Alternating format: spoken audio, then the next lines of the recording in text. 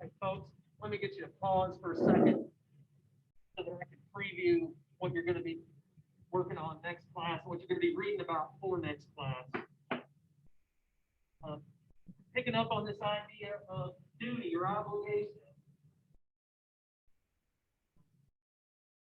we're going to look at two different kinds of tests for the permissibility of an action according to deontology. The first one is a universalizability test.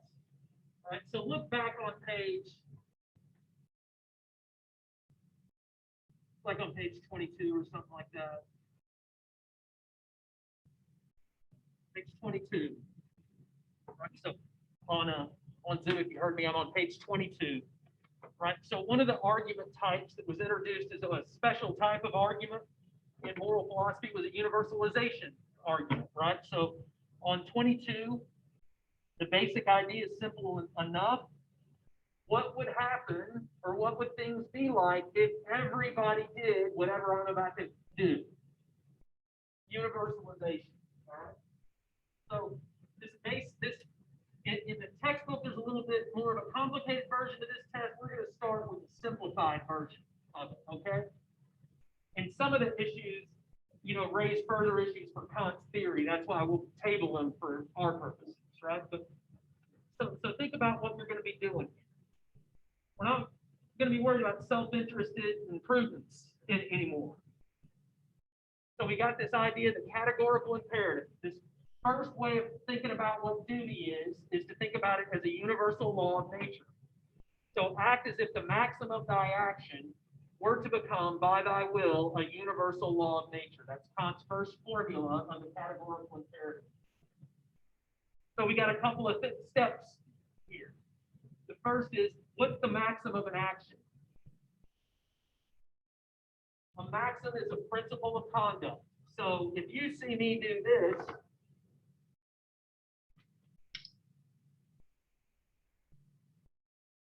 what do you think the maxim of my action is?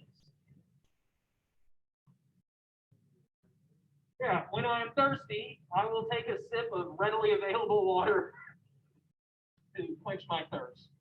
The maxim has the action and the aim.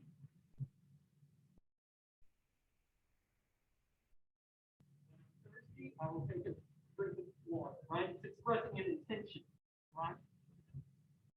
So the first thing is, well, what's the maxim of my action? Sometimes that's not always clear. We have to think about what it might be, right? Then the second step is our universalization step. So again, a maxim is a subjective principle or rule of action. It's the agent's reason or intention for acting. And then we'll get into the more, how to unpack that a little bit next week, right? But that's the basic idea, right? And then we have universalization. And there are different ways to, as they just mentioned on page 22, to think about universalization. One of them is a consequentialist interpretation, which asks, well, if everybody followed this rule, would it create more harm or more benefit in society? That's consequentialist because it's worried about the practical outcomes of your action. Harms, happiness, take an action that minimizes harm and maximizes overall happiness.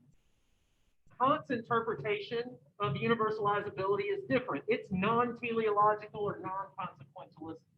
It's deontic.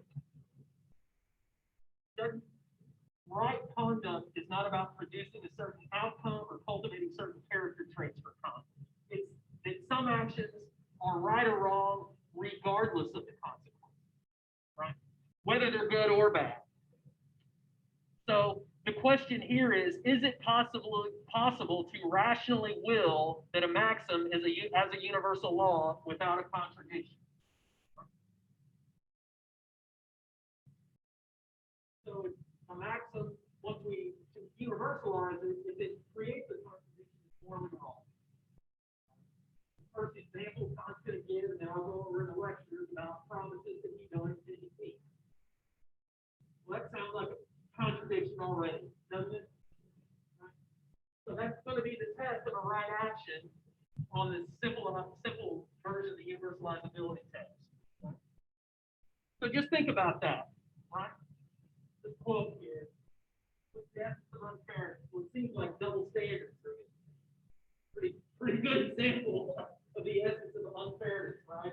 And so if three equals, so long as they are equal in the correct respect, in the relevant respect, so treat them equally, right?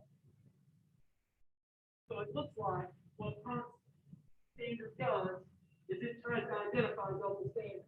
If it's a double standard in your maxim, if you operating on your maxim requires that everybody reject that maxim, we got a double standard. Would it work if everybody insider traded? No, insider trading only works if everybody else, if most other people are playing by the rules. Double standard. So that's what Kant's driving at by contradiction, and we'll flush that out a little bit more as well. He actually talks about two types of contradictions. So you need to worry about that as well. I'll go through this in a little bit more detail with some pop culture examples in the lecture. So make sure you watch through that lecture and do the next part of the reading, and then we'll work on these little practice exercises about murderers at the door and cutting in line next week. Right? That's what we'll be doing. So that's what you have is a little bit of a preview for what we're going to do next week.